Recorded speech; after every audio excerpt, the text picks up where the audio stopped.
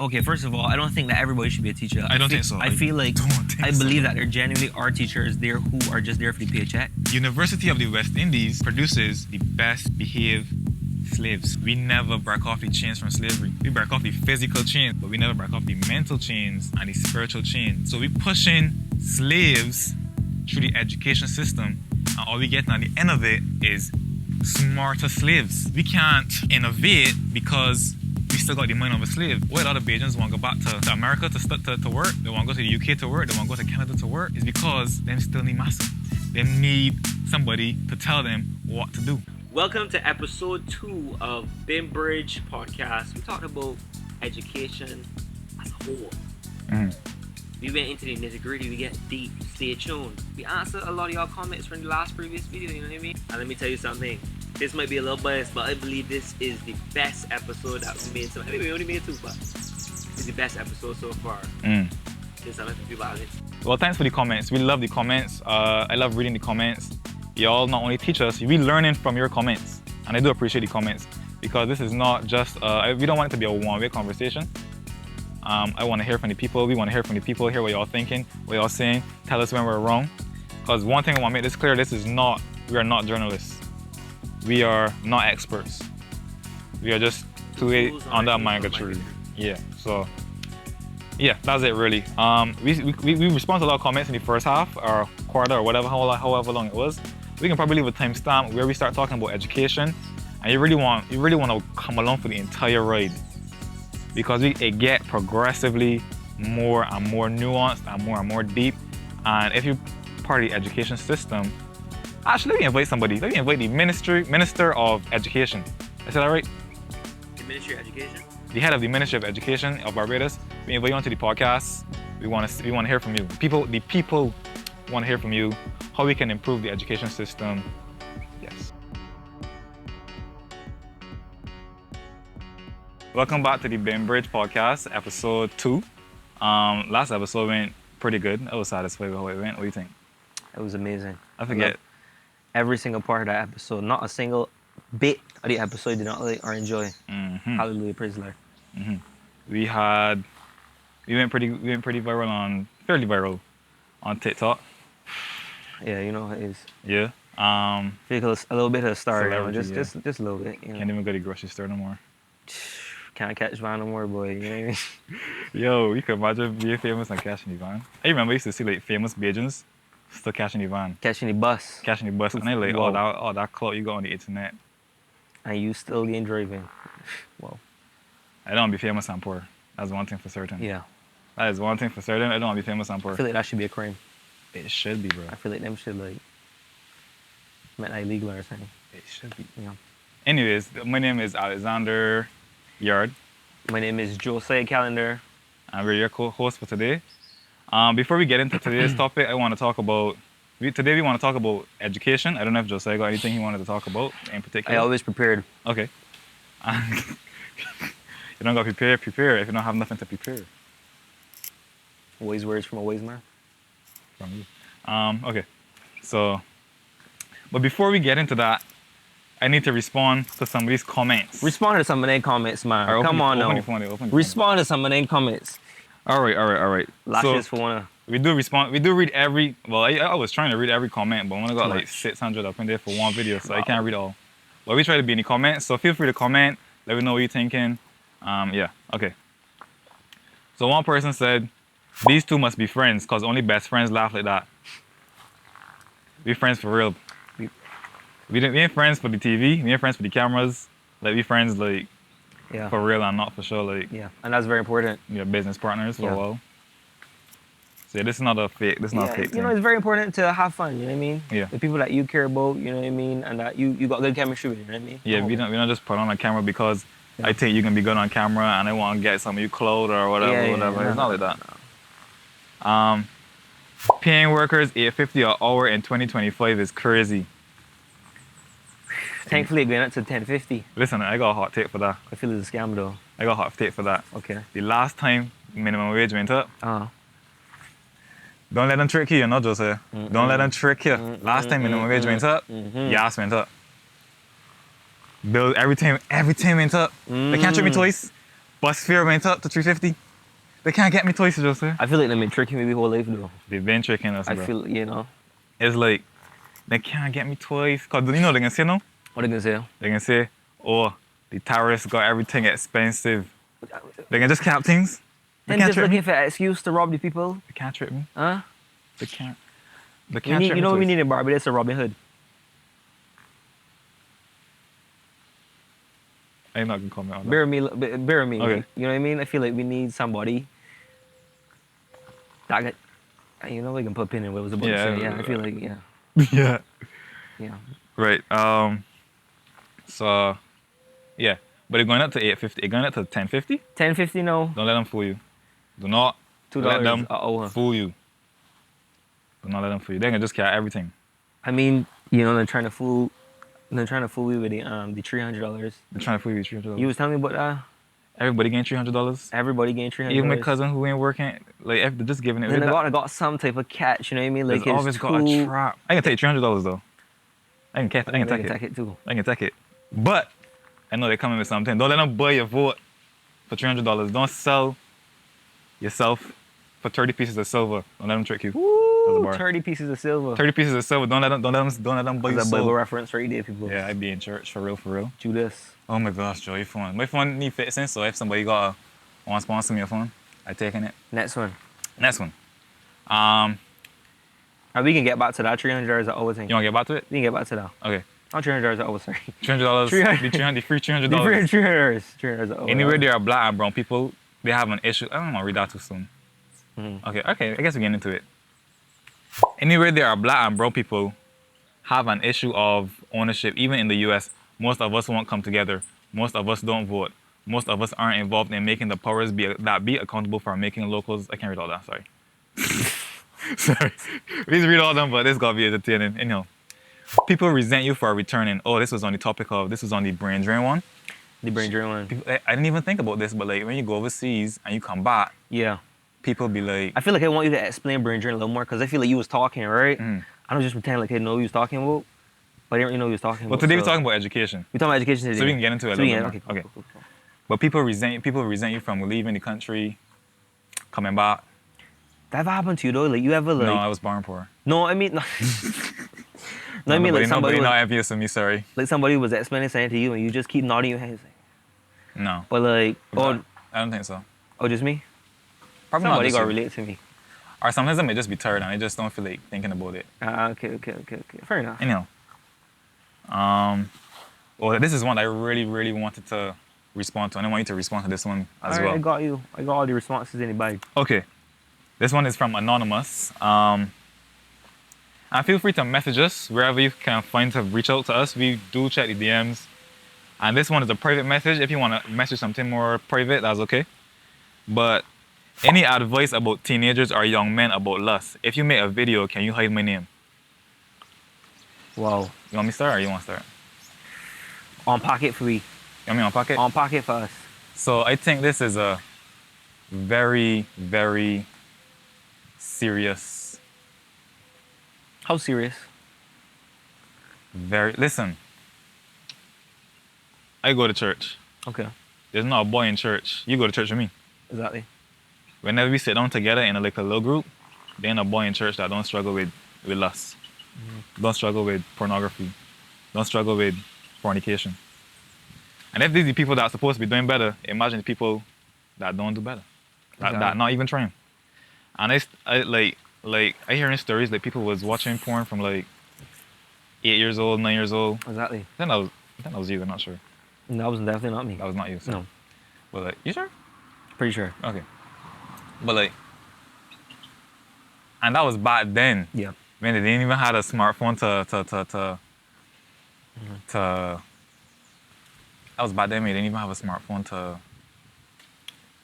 Everybody got their own small little phone that you could go and hide and watch. Nah, how you Back used then, to you do- had to watch it on like a TV. A TV? Oh, you mean when you started playing Playing CD? CD. Not me, I ain't old school like that, but. I remember, I will never forget, like a time I was playing the CS in my XXX, and I thought it was that movie. At the time, you know, I had a movie, action movie, XXX. So I was like, all right, let me watch this little action. You know what I mean? Straight action. Traumatic. Oh, trash. Just, Yeah, look at my You phone know. back too. Anyhow. Yeah, so I had the DVDs, you had laptop, you know what I Mm. mean? Like had the incognito. Incognito come out a little Late. yeah, a little later. I was not that early, so I had Yeah. incognito. You know what I mean? Like it had to be it was if you was younger, like you didn't even understand history, like you had to, you know what I mean? How they try to delete history. It's like Yo, you know what I mean? I remember one time. I didn't even know if I should share this, bro. Well, if you feel like sharing Anyhow, that's not the point of this podcast. it. Anyhow, point is this. Anyhow, um, Same. I remember. And anyhow, so I actually flattered that you think I know how to answer this question, how to defeat lust, because I ain't defeated yet. I still be struggling myself, but I think this is a more deeper rooted issue, because let me just get my thoughts together. Yeah, get them together. We weren't really talking about lust in the form of like anything too overt, but somebody would reach out to us, and this is a young kid too. This is like the person that messaged was a young teenager, Yeah. and to me it showed like these people crying out for help. Yeah. Like, he's just messaging people on the internet for help. I don't got the answer, sorry, but to me this is a much more deeper rooted issue than just and we really think about it. It's really deep. It's very deep rooted. Every teenage boy over the age of 11, 95%, probably higher than that. I hear some is even younger. Yeah. Children watching porn at 5 years old, no thing. Every teenage boy over the age of 12, To watch porn, you feel like? I feel like 95%. That was a thing back in in secondary school. Like, all of us used to be like pretending, no, I don't. You just watch that, he nasty. And every single nigga was watching that. No. Man didn't pretend in secondary school. Nah, I mean in second form. In second form. Oh, in second form? He was like, man, he's watch blues. I laugh at you. Third form. Wait, he's watch blues too? Yeah, Freaking blues. Everybody was watching. It's like, yeah. But he asked for help though. So let me try to help. Right, we try to help. You got any help? Huh? You got any help? Well, okay, so this is very interesting, right? Because lust is something I still struggle with. But what I found is a different understanding of the perspective. This is lust as in like everybody as like a Christian. Or as a I Christian. can assume not, but he just say lust. He was just very vague with it. So give a vague. I don't know if you want to go deep, but you could give a vague answer. If you want to, you could go deep if you want to. But yeah.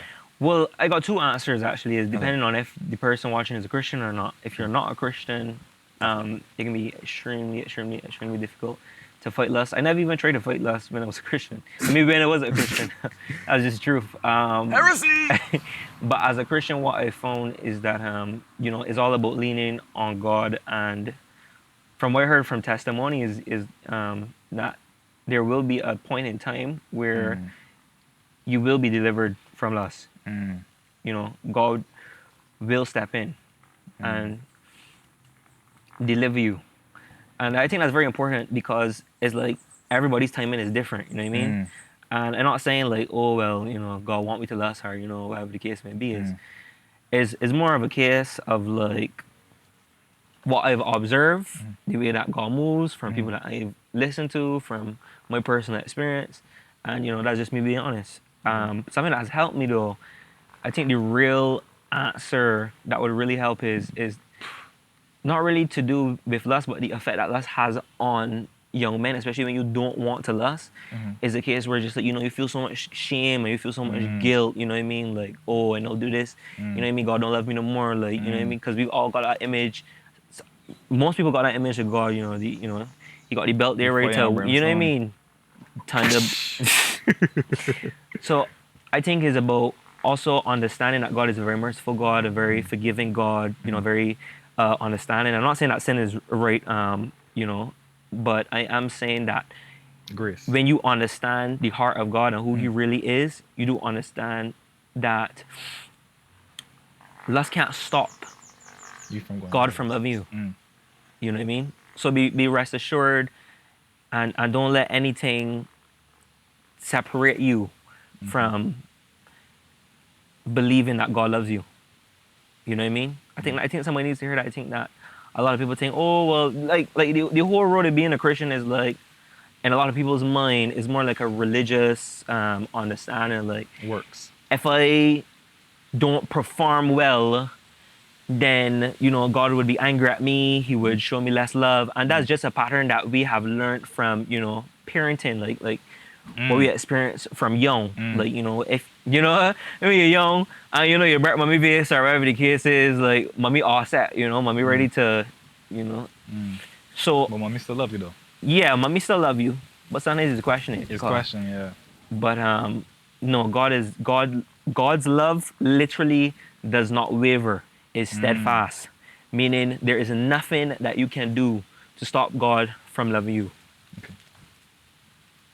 So now I answer you the question. I read this question a That while was a back. pretty good answer. That was pretty good. That was pretty good. Fresh off your talk, I think that was pretty good. Thank But you, I Jesus. read it a while back and I tried to Yeah. think about it because he asked me the question. Well, asked us the question, and I read it. I was like, he think that I know how to do this. Well, I am honored, but I don't know. Yeah. I don't really. I still struggle myself. Not necessarily. Okay, I'm not gonna say that part. But for me, the biggest thing I can give advice. Like I think you did a very good like separation. Like is advice for Christians and advice for non-Christians. The reason I say that is because this is a spiritual battle. It's a deeply spiritual battle. Like lust is something that infects you from the body, the mind, and the spirit. Okay. So a lot of people, if you're not a Christian, you can only really fight it on the body side. True. And that's how I tried to fight it in the beginning. Because I think it was, I would say I was addicted to pornography. I think I just say it. Listen, I think everybody's addicted to. Well, most men are addicted to pornography. I think a lot. I think if you watch it a period, you're addicted. Like, I don't like want, if you always only watch it like once a month, addicted. That's not right. Anyhow, let's get back on topic. So when I first tried to beat it on my own, it was like, no, not November. It was just like this challenge going wrong, and it was like a meme, like, oh, like, no, not November. So I was like, all right, let me try this, no, not November. And I realized, yo, this thing got a pull on me, like, it could not stop. I was like, I got a problem. So then I tried to force myself to stop. Like, I tried to willpower my way out of stopping. And that was the first mistake because I did stop. So I technically was successful. I did end up stop watching porn.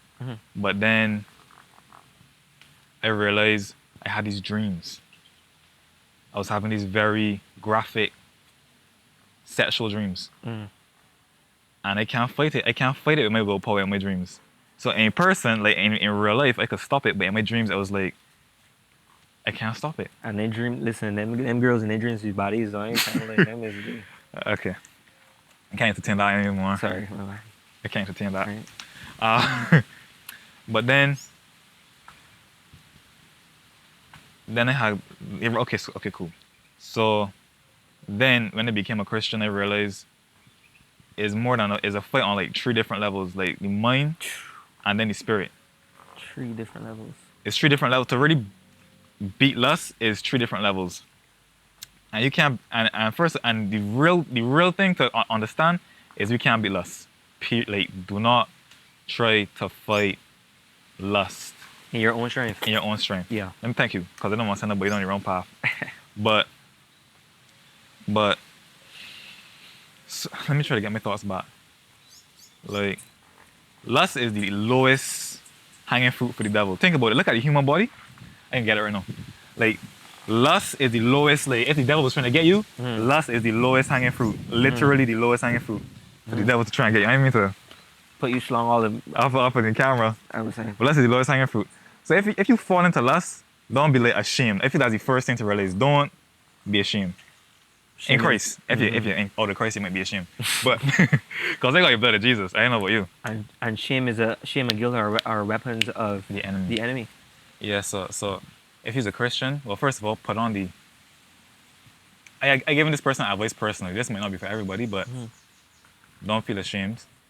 God has already forgiven you, so that's really what you said. So that's how to beat it in the spirit. Don't feel ashamed, and believe that God has already forgiven you. Right. Step number 2, how to beat it on the mind level is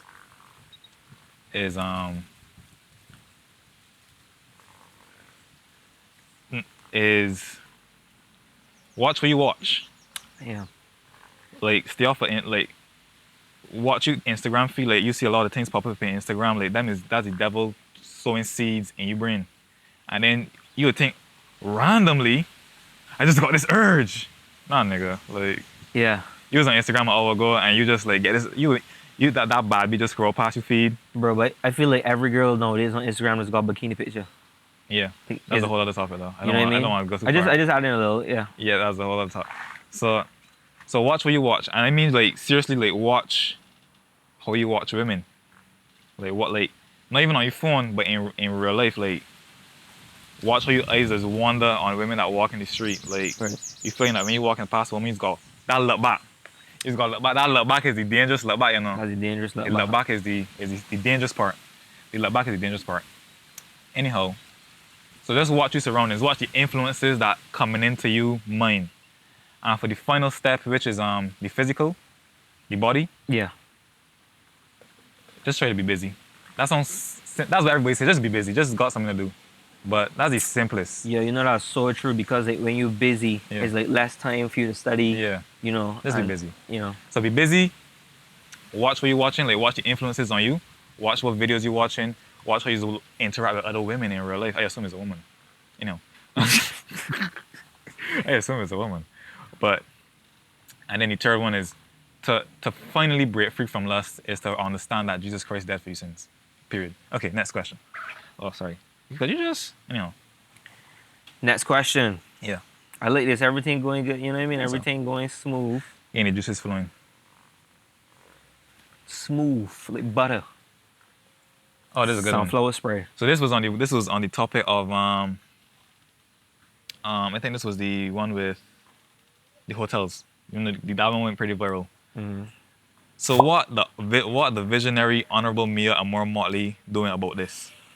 Doing about what's the hotel The industry? hotels. I don't know. I got a good answer for this one. I don't know. What I would say about me. Okay, so like the thing about human beings is that we are so quick to blame somebody else. Me and you think alike, You know what I mean? Like Yeah. we ready to like. So we can always find somebody to blame. Oh, it's my mother fault. Oh, it's this person's fault. Oh, it's the government fault. It's the, like we search for somebody to point the finger at. And the thing with me and Motley is that I'm not the person that say that she doing everything wrong. She got to be doing at least something right. No, can I tell you exactly what she's doing right? No, because I'm not. Interpol. Right. Which is crazy. We got probably the fastest growing political podcast, and we don't watch politics. I would like to know exactly what me and Motley do. Yeah, somebody you know could what I mean? tell you what. Like what I would you like to sit down with me and Motley, and have a conversation about what me and Motley is doing. In Barbados. But the truth is that young people we don't really care too much about politics. You know what I mean? And that might be a bad thing. Who cares? The truth is we don't care. And I think a lot of adults get offended by that, but it's like nobody got time to read the newspaper, watch the parliament videos on YouTube. Like, we get information from people around us. I feel like more people watch What is that? Sorry. Two lizards. Carry cousin to the country. We in That's the too trenches. We underneath a manga tree. We been doing this for real. I ain't let you finish. Sorry. No, you mean with the thing with me and Motley? Yeah. Okay, so yeah, like Nobody got. Oh, right. I remember what I was gonna say. Sorry. about to. Sorry. I was gonna say I feel like we might be the. It's not a little prideful, but we might be the more politically influential. We're probably more politically influential if this podcast really pick up. Yeah. Than the newspapers or the media. I think it's just because we being honest, we being real. Yeah. They don't know, like, shoot, I don't even know. The perspective is interesting. Like, it's two young people. Like, nobody don't really talk about, these things. I shouldn't be talking about it. Like, But who cares? Yeah. But to be honest, like, it's sad, but a lot of people don't care. And that's the generation not growing up right now. Yo, you know where you hear that from, bro? It's like, we under too much stress to care. The man just announced aliens. Freaking aliens.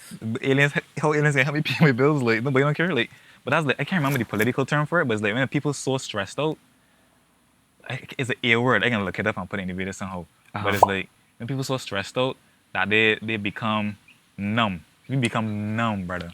You know what's offset me? What?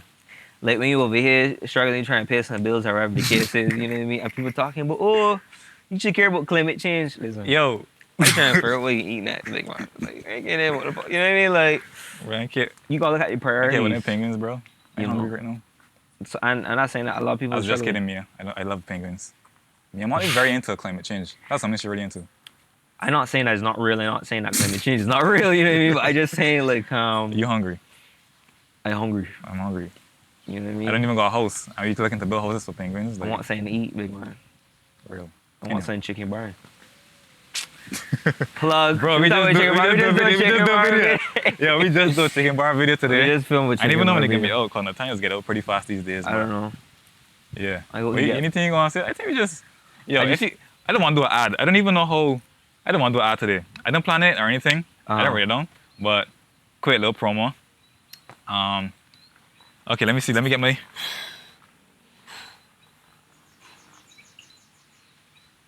Okay. If you are a marketing manager and you struggle to convert social media views into sales, hit us up. We just dropped the hottest ad, I can say it, the hottest ad of 2025. And let me see. That's a bold claim. Well, it's only April. It's only June.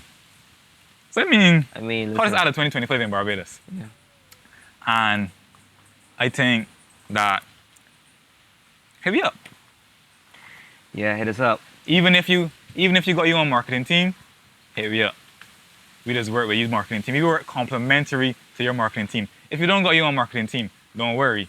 We got our own marketing. We got our own media team. Don't worry. If you don't got no money, then don't call me phone. No, Anyhow, don't call me phone. But we work with bigger businesses. If it's a smaller business, I know what to tell you, but Pretty. we're looking to take on what? I think about 4 more clients. That's the truth. 4 more clients? I think on 4 more clients. I think we got space for 4 more clients. And I mean, if you really want to get embedded into Barbadian culture, we're the guys to talk to. Listen, get me while we young. Get me while we, still green and not ripped yet. You know what I mean? Before all the big companies take we up and cash in the $10,000. Too small. Too small. How much?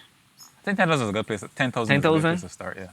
$100,000 checks. You know what I mean? So I think that's where a lot of companies mess up. Is like the talent is be growing, and you see the talent growing, Yo. and then it's wait till you become actually valued up. Yo, I don't want to talk about this. I don't want to talk about this. To scoop you up. I don't want to talk about this later. Oh, you was planning on talking about this today? Well, not that. Well, you was talking about it. You mentioned it. Okay. You want to talk about it? No, you want to talk about it? I mean, we could best talk about it. You best talk about it now. Why not? Nah, you can talk about it later. You talk about it later. Yeah. Okay. I don't want to lead up to it. Oh, all right, clear. Okay. Back to me and Motley. Back to me and Motley. You want me? What do you think about me? Listen, me and Motley is such an interesting character to me, right? Because like everybody's got saying to say with me is like, is either you love Mia or you hate Mia. You understand? Auntie Mia. Auntie Mia. People, listen. I know some people that hate to hear Auntie Mia, big man. Like, What did it say now? I can't remember what it is. They say something. I know, but I think that Mia has a way of connecting to the people that is very influential. Mia is a charismatic, influential, character. I feel she's really she's not boring. You know what I mean? I love entertainment. Yeah, very I entertaining. think politics blending more into entertainment these days. I mean, Motley is definitely a entertainer kind of politician. Yeah, but I don't really pay too much attention to politics or applications be, and I would like to change that. I would like to understand. I would like to not care, but the way the world going, boy. It's like you forced to care now. I don't want to care. You get where I'm coming from? I'm forced to care. It's like we gotta look out for this generation and the generation to come. Yeah. Anyhow, let me ask you a question. Ask you a question. So me and Motley, the question was right. What do you think about me and Motley? Let me ask you a question first, and then tell you what you think. I feel like black people. Sorry, I ain't cut out. Left that in. Nah, I feel like people be looking for a politician to save them. Real shit. The only way coming to save you is Jesus Christ. No politician is coming to save you. The person that can save you is Jesus. So we need to start looking at politicians as saviors. If you really understand how politics supposed to work, okay, politicians are just civil servants. They're not kings. We're in a democracy. 4 years from now, Mia Motley got to get out of power. How much power you could really have on a place if you only there for 4 years? Mia Motley is just, a politician is just supposed to do what we say. And if it's important to us, a Right. politician will come and say, I will do this for you. Right. But because we're uneducated and we don't know what to even ask for, then politicians get away with the bare minimum. I can patch this pothole this election season, and we sold for a paved road. And next 4 years, the pothole's back. But we don't even know what pressure to apply to the politicians to even make them to do what they're supposed to be doing. Yeah. So I don't think politicians supposed to, I don't think Mia Motley supposed to save Barbados. I think we're supposed to save Barbados. I think it's both. I think everybody's supposed to work. I'm not agreeing with what you're saying, but Yeah, yeah, okay. I just think that like I think that from my limited understanding is like people don't like when there's somebody who is responsible for something who a lot of people look to and that they don't appear to be doing the job that they're supposed to be doing. You know what I mean? Like the thing about politicians, and I'm sure of this, is that you know although they might appear to serve people on the surface level, is like there's also some type of selfish ambitions, like you know, some greed involved up in there. You know what I mean? Like, and it comes down to money a lot of times for some people. You know, like yeah, I can pretend to be looking out for the people, a civil servant, but at the same time, like I taking money from the government. You know what I mean? And I getting for these trips, and I enjoying this wine, and I with taxpayer dollars. You know, so I feel like people have valid reasons, but I think it's like two extremes. It's like the people who can't even see the good in somebody, and then the opposite, which is like, you know, you too naive to what's going on. I think it's somewhere in the middle, some balance there in the middle. You know what I mean? So I agree with you saying. I just had to put that perspective in there. You know. Yeah. Could you? Start back over. What do you think about Mia Motley? I don't really study Mia Motley, to be honest. I don't really study politics, Yeah. which is crazy because you're in a political podcast. I don't think this is a political podcast. I just think that It's the people's podcast. I think this is literally just the conversations that me and you be having in a day-to-day. Yeah. But it's very like sometimes we will talk about the most randomest things. Yeah. You know, sometimes we will talk about the state of Barbados, you know what I mean? So I want to get back to tomorrow on here because, well, we do an episode and we didn't put it out because we didn't feel it reached the quality. Yeah. But I want to get back to tomorrow on here because we will show the conversations we really have, like just more casual conversations. We don't talk about politics all day. Exactly. And I want to talk about love too. Okay. Love, relationships, friendships. That's more of what I'm more interested in. This is what really shocked me. Was it which one? What 5 Alpha Reductus said, wow, this is all over the Caribbean. Bro, I was expecting the podcast to do good in Barbados, but we reach all across the English-speaking Caribbean. We reached Guyana, St. Lucia, Trinidad, Jamaica. A lot of Jamaicans is follow we for some reason. Big up Cartel and that. But big up the World Boss. Anyhow. World Boss. Anyhow. God is the greatest. Jamaica. And not only in the Caribbean, but across like UK, America. We got a lot of American audience for some reason. American audience. America, UK.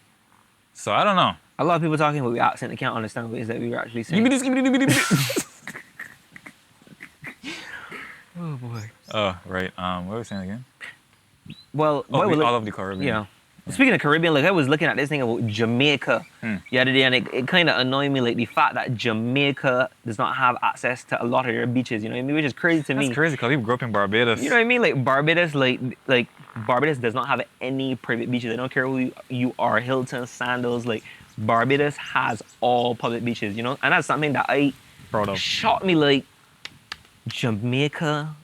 Yeah, that actually shocked me. Sold their beaches. Like the government decided, okay, we're going to take this thing that you know probably had so much like nostalgia and sentimental value to the people. Yo, you know how what I mean? Jamaica Like, let that happen though? bro, like you know what's crazy? I go to the beach so often, You go to the right? beach every day? Exactly, like, and the beaches, because I live close to the beach, and the beach is so therapeutic to me. I could not imagine not being able to have access to a public beach, bro. Especially the water. Like, it's almost like it's a recharge. So for you to be a Jamaican and you not being able to have access to your own beach, that should be illegal. How Jamaica get that? How that happen? Corruption in the government, I assume. I'm not entirely sure. You know what I mean? That's probably one of the two. It's either corruption of the government or like business people. I don't know. Anyhow. Bumba clot. So, That's a clip right there. yeah. Bomba clot. What's the next one? You want me to ask you a question? Let me just pull it up. Okay. Oh gosh. There's a tough one. It's gotta be a tough one. I feel like. Oh gosh. Hilton and Wyndham owned by the government. Sorry, let me start over from the top. I want to read the person name. Quarantine Black said, Hilton and Wyndham owned by the government. Ocean Hotels Group, locally owned. This person means Sugar Bay. Sugar Bay and Bougainvillea, locally owned. This video lacks research. I actually heard that in school, so I should have done my own research. Okay. My teacher told me that, and I was like, okay. I was like, Mom, you sure? She was like, yeah, all the hotels in Barbados owned by overseas people. I said, Mom, you sure? And that was the one thing that I didn't actually research on, like back at the research. And that was the most viral clip. Funny how misinformation is spread. And I think thirdly is, I had another point, but just do your own research. By the way, Chafet does not have their own farms, all right? I coming for y'all. Somebody in the comment section was talking. Yo, for real. Chafet has their own, no. Chafet does not have their own farms, all right? Yeah. Oh shit, I just turned off again. But yeah, I'm not your journalist, bro. You know what I'm If you keep talking, I can just put it so that it don't turn off. Cool.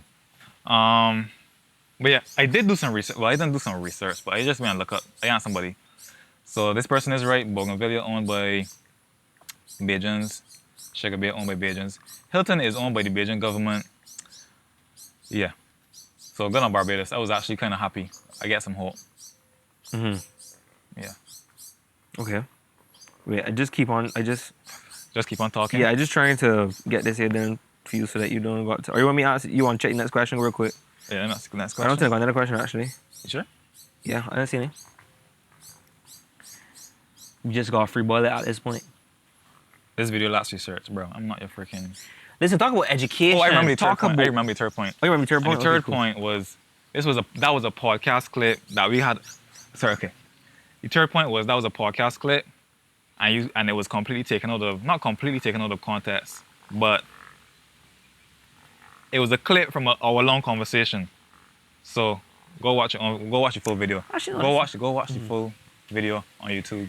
Subscribe to us on YouTube, Instagram, YouTube, the BimBridge podcast. Everything. I think you're done with this. You actually don't need phone. Nah, I done. Okay, cool. So let me talk about education. You was talking about education. Let me start on education. Like, I actually want to be educated. On education. You know what I mean? Like, I feel like I actually have not seen Alex in, I mean, other than yesterday, like, for a good 2 weeks. A good 2 weeks. So, like, we were just loading up. Like, these, you know, these topics. We actually start, like, not talking about certain topics and be like, oh, we can save that for the podcast. Yeah, like every want like you genuine reaction. Yeah. Like every conversation, I was just like, oh, save that for the podcast. Yeah. So that's interesting. Okay, so you ready to? Before you start, how has life been since the podcast? That's okay. They didn't really change. Yeah. I mean, I get a lot of people messaging me about the podcast, like, oh, you started, so blah blah blah. Yeah. Friends and just friends and stuff. Family. They're pretty viral. Yeah. Pretty viral. I thought I was gonna go outside and like, you know, paparazzi was just like, shh, what's your hot take on, you know, you social at the climate, violent, nothing. What's it? Let's talk about the economy or the politics or something, bro. Nah. Anyhow, you ready? Listen, raise it, but let everybody see that you got an actual book. I do my research this time. This man got notes. This man kind of prepared. I do my research this time. Before we had started podcast, right? Alex was just like, say, nah. I got my notes for him, I got my facts straight. Yeah, you know? I got like. I like for I was saying, oh, on this man for he was just rating. Yeah. And I was like, that boy look kind of smart. You know what I mean? Like, Lucky I got my like. Yeah, you know, I was like, that boy look kind of smart. So I intrigued to see what Alex would. Bro, I got a conversation for you. Okay, I hear. I want your opinion on these things. I hear. Are you ready? Talk to me. Okay, cool. Let me set up a little bit. You know what I mean? Like set up about in a little bit. Yeah, set up a little bit. Oh, that air feels good. Yeah, that feels good. Like, you smell the seaweed recently? Like the seaweed Bro, been stinking recently? Bro. They smell like, I used to pay for like, people pay like millions of dollars for beachfront properties. And that seaweed smell like absolute garbage. doo-doo, bro. You know what I mean? Anyhow, that's another That might be topic for climate another change. day. I think it might be climate change, Yeah. actually. You think so? I know I'll start. I feel like everybody's, whatever. Anyhow, Back to the... continue. In 2017, Barbados invested roughly 5% of its GDP. Actually, let me read this. Let me read it first, because I want to make it look good for clips. Read it first for the clips. Yeah.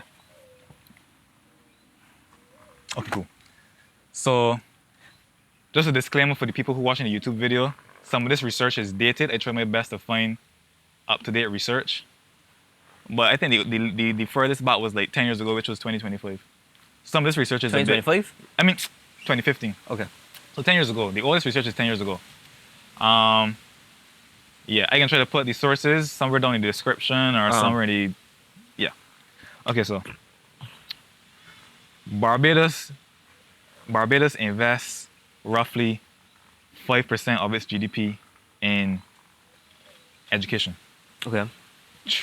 At least $311 million in education. That's just salaries. That's just salaries alone. Salaries and like the education and benefits people? for the teachers and stuff. Okay. And like upkeep of the buildings and stuff. Okay. Yeah. Barbados, I feel like I'm saying this wrong. I think I'm just put away notes. But I just need to, I know the notes, but I just need to. Yeah. Okay. So Barbados does invest roughly $311 million in education. Yeah. That's about 5% of our GDP. And that don't include lessons. That includes just paying the teachers and like any benefits the teachers got. That's just salaries, I believe, from my research. That's roughly 5% of our GDP. So the question is, where does all that money go? That's what we want to answer with this talk conversation. Where does that money go? Are we getting an investment? Are we getting a return on our investment? So we are the second highest in the Caribbean, only behind Jamaica. Okay. In terms of our investment in education. 23% of students who set the 11 plus do get 0 CSCs. So before we even start talking about brain drain and college and anything like that, that is about $71 million right out. If you put in $311 million in education, 23% of students don't get no CSCs. That's $73 million already off the chopping block. They come to school to eat the school meals. And we just pay for school meals. Them had to come to school just for the food, boy. I used to come to school just anyhow. Yo, that milk, yo, shout out Point Hill. Point Hill. That milk be hidden. Especially that Tutti Frutti. Them still sell that? I used to love Tutti Frutti. Anyhow. ADHD. Topic of Point Hill. I can get back to education. You want to talk about Point Hill? I never buy Point Hill again. Why not? What happened? Because they start buying this Guyanese milk. Because they didn't have no Point Hill milk to buy. So I start buying Guyanese milk for like half the price. Half the price? Like $5 for a liter Guyanese milk, bro. You know the Guyanese brand? I trying to remember, bro. I can probably put it up somewhere on the screen. Yeah, put it up on the screen. But like... It was hitting though? It was hitting? It was milk. It was milk. It was milk, and I had to run to the toilet and everything, so I probably never gonna buy Point Hill again. Like, wow. And I ain't even like, I buy Barbados, but she's on Barbados half the price. I don't believe that Point Hill is even owned by I think Point Hill's Barbados. No. I don't think so. Yes, Point Hill in Barbados? It's in Barbados, but the head of Point Hill, I don't believe Barbadians. Yeah. I don't know. Anyhow, back to education. Sorry for that little tangent. But sorry, boy. We gotta put some Terrace on milk. So we gotta put some Terrace on Guyana. Anyhow, so out of everybody who sets 11 plus, 23% don't get no CSCs at all. I know that all the students in the Caribbean, only I think 33% of students get 4 CSCs. How much CSCs you get? I don't mean to put you on the spot. 4? Just a number. It wasn't the best amount. Let me just say that. Right? More than 4? It wasn't the best amount. Let me just We talking to the statistic. Yeah. We talking to the statistic. So only a third of those students get 4 CSCs. And to work in government, you need 4 CSCs. To get into UE, to get into our university in Barbados, you need 4 CSCs.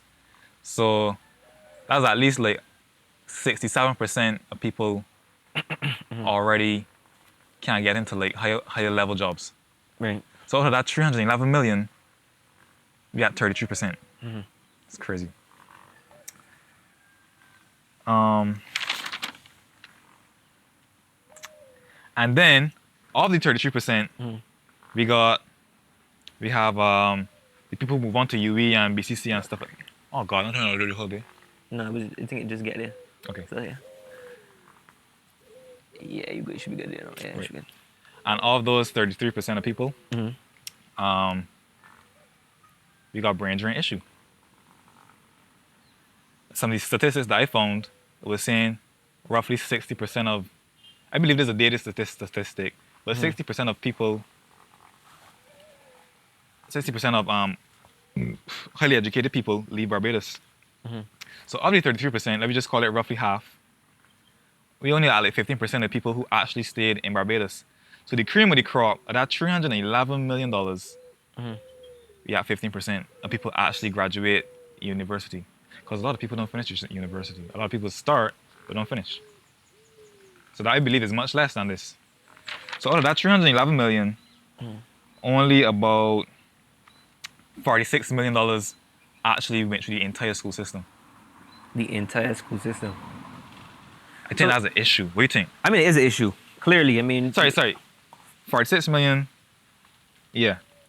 Yeah, I mean. It's who actually stay. Barbados only benefit like 46 million out of that 311 million dollars.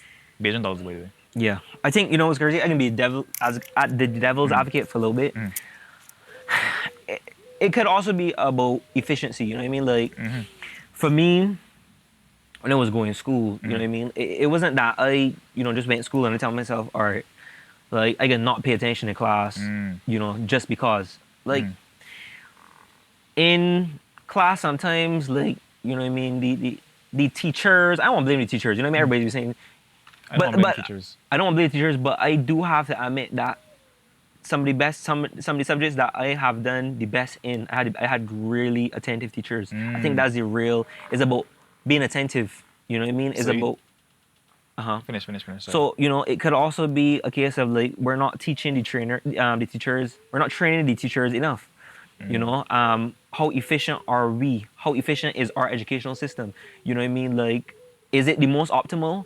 You know what I mean? Like, are we questions. right? A lot of people got like undiagnosed issues, like ADHD. You know what I mean? ADD. Like, I was somebody who would literally sit down in class and the teacher would be talking. I would literally zone out, and the teacher would be like, "Do you understand that?" And I'm like, "Oh shit." Everybody understand? And you know what I mean? It's like, you know what you can do? You can sit down and you ain't gonna say nothing. You know what I mean? So you gonna sit down? Well, most people. I feel like most people. You get because like it's also like the culture that is in the classroom. Like if you have a classroom that feels very unsafe for those people who, you know what I mean, like somebody who might not understand something in the classroom might not want to feel stupid, so they may gonna raise them hand so that the class has to stay on you for like 5 times so that you could get it understood. You know what I mean? So it's about efficiency. I find that I don't know. I feel like we need to be more innovative in terms of the educational system. I think that we need to implement, because there are different ways that people learn. There's audio, there's visual, there's audio. You know what I mean? A lot of people have different minds, more creative. Like, I think I don't think that some children do. Yes, some children, yes, do come school and you know what I mean, have the wrong attitude or whatever the case is. But for me, I personally like would have actually liked to learn. But it was very boring. The culture was, again, unsafe. I started talking to Josiah now. Yeah. You personally felt like it was an unsafe environment? It was definitely an unsafe environment, because if the teacher didn't get mad fun at you, it was the students for sure. I'm gonna let you. Be making fun of you, Yo, I have heard stories. Bear call names, no. But I've heard stories of people who had to literally stand up in front of the class and the teacher would make them shame. Read this here. The person can't read, No, the person can't read. Yeah, and a lot of people cannot read, actually, and it's not a case, well, it could be dyslexia or whatever the case may be, but it's just because in those vital moments when people were younger, like they didn't fully grasp the concept of like the syllables and the vowels and, so a lot of people just learn how to read on memorization. They don't understand the fundamentals, and that's the issue. I want to stick in this teacher topic. Listen, I got a lot of perspective on this. Ask me some questions. I want to stick in this teacher conversation. Because I've been thinking about this for long. Yeah. So you play devil's advocate. I don't want to play devil's advocate to you devil's advocate. Right. Fair enough. it's just for conversation. This is not my personal stance, but it could be hard for teachers to come in that environment. Explain. Hard ears children. Okay. Children come in. Back in my day, jeez, my brother, it's like old head. When I was going to school, the topic was, when I bring in school, the children fill up on car curls. Mm-hmm. Like the inputs, like the parents putting in suboptimal, oh God, I don't want to say it like this, but the parents putting in bad inputs. Right. The environment at home is bad inputs. Right. And we come in to put the pressure on teachers to do basic things you should have learned at home.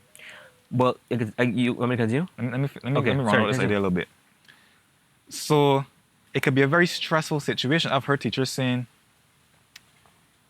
students fighting with teachers. It don't hit the news, but it's been going around in teachers' unions and stuff. But teachers, because the schools want to keep it hush-hush, but students be fighting with teachers regularly. So imagine you getting paid. You come in work to do your job. They already don't pay you enough. Now you gotta come to school to fight. You gotta come to school and fight. You gotta come to school and fear for your safety. Yeah. Like, I don't know. So that's just to play a little devil's advocate for teachers, but to deal with like some of the children, like a lot of children is come to school high. That's the thing. People come to school high, drunk. Yeah. So the environment not really the same environment that we had back in the day. Back in my day. Yeah. And even like with phones and stuff, ChatGPT. I want to talk about ChatGPT later. Yeah. But I think just to play devil's advocate for the teachers, I don't think that's a high stress environment. Like, You're right. Well, what I would say is, okay, first of all, I don't think that everybody should be a teacher. I don't think so. I feel like, I so, believe that there genuinely are teachers there who are just there for the paycheck. Which is, and, yeah. you know, and that's the case with a lot of different industries. I believe that in terms of like the role of being a teacher, like, I feel like a teacher, like if you literally listen to a lot of the trauma that a lot of people have experienced from young, teachers. A teacher is in there somewhere. A teacher is a teacher or a parent. A teacher or a friend. A teacher is so vitally important to the growth and the upbringing of our youth and the next generation. So like, why are we not taking the roles of teachers even more seriously? Why are we not spending more time? Like, listen, you know how you got police academy training? Like, I feel like... I'm pretty sure they got teachers training. I know I got teachers training, but at the same time, sometimes with the police, you know what I mean? Like, Barbados police force is a freaking joke. I'm sorry. All right? Somebody dead the other day from drowning.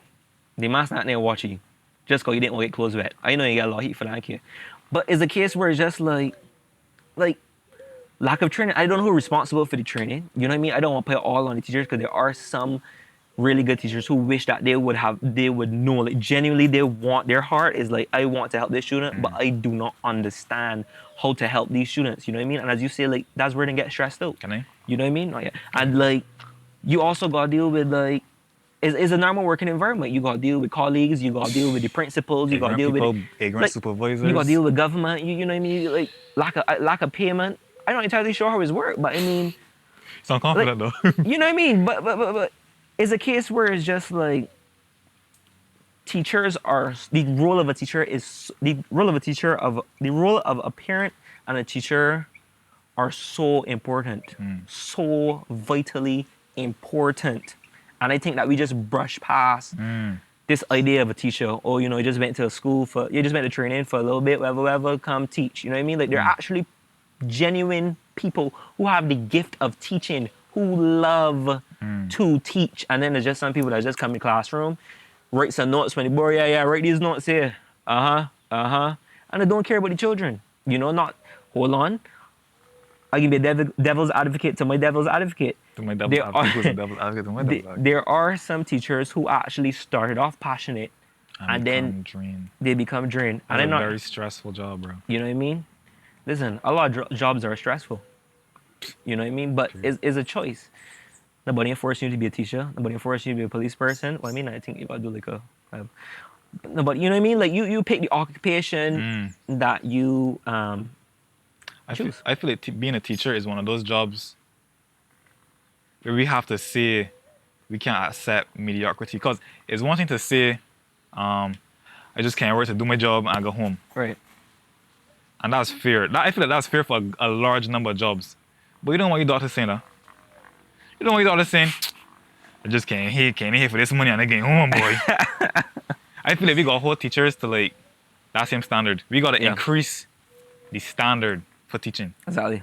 Like, teaching is such a... I agree 100% with what you're saying. Like, Yeah. teaching is one of them jobs where we can't accept below standard. We can't accept midi. We got to be like hitting every teacher got to be hitting like love them job. And as you're saying is like, you say it's a teaching thing. Like, you got to teach the teachers better. I don't think so. I think it's just a matter of... I might be speaking out of my boxy here, but but I think it's a matter of you can't teach love. Well, you probably could, but you can't. Like, it's hard to teach love, and you gotta love students. You get what I'm saying? It's like it's hard to go in a classroom and say, "This is how you love. This is how you love." No, you gotta love. You gotta love, and that's why it's not for everybody. It's not for everybody. I think it's better to say it's not for you and don't teach, than to say I just can't in here and get this money. Yeah. Because as you were saying, a lot of the trauma that's come from teachers. Very much so. Sometimes you might just be doing your job, but we impacting trauma at a scale. Like, we mass manufacturing trauma. I want to touch on trauma later today. I got some good ones for trauma, bro. I got some good ones for trauma. Anyhow, so you can move up for teachers now, or you wanna?